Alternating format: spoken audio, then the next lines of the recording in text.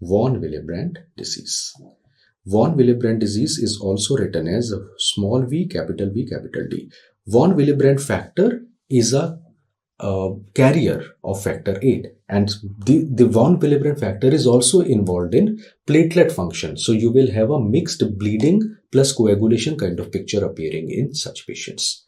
First thing, von Willebrand disease is considered to be the most common inherited cause of bleeding in children. People tend to think it is hemophilia. No, von Willebrand disease is actually more common.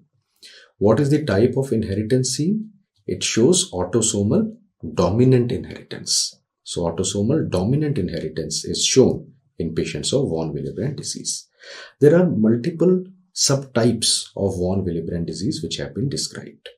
So we have type 1 von Willebrand disease. Type 1 variety, it is the most common form.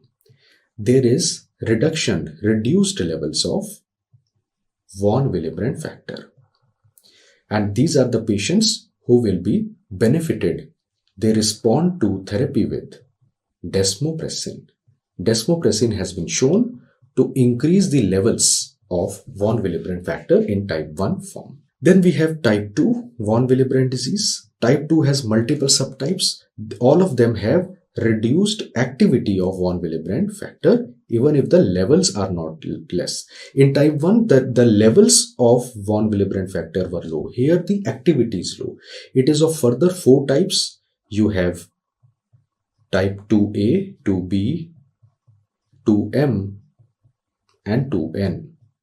Among them, it is the type 2B, which is the variety which is associated with thrombocytopenia. So these patients have additional problem of thrombocytopenia. And then we have type 3 von Willebrand disease, which is considered to be the most severe form. And these patients will have absent von Willebrand factor.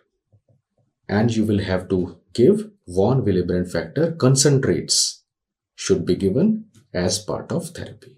So these are the subtypes of von Willebrand disease that you should know.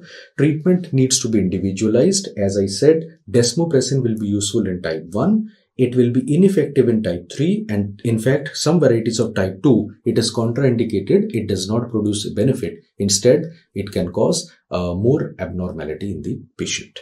Now, why it causes more abnormality, that will depend upon the individual subtype. This is one area where, going into details in the PG entrance exam is not needed. But you need to remember that whenever von Willebrand disease is given in the question, clinical suspicion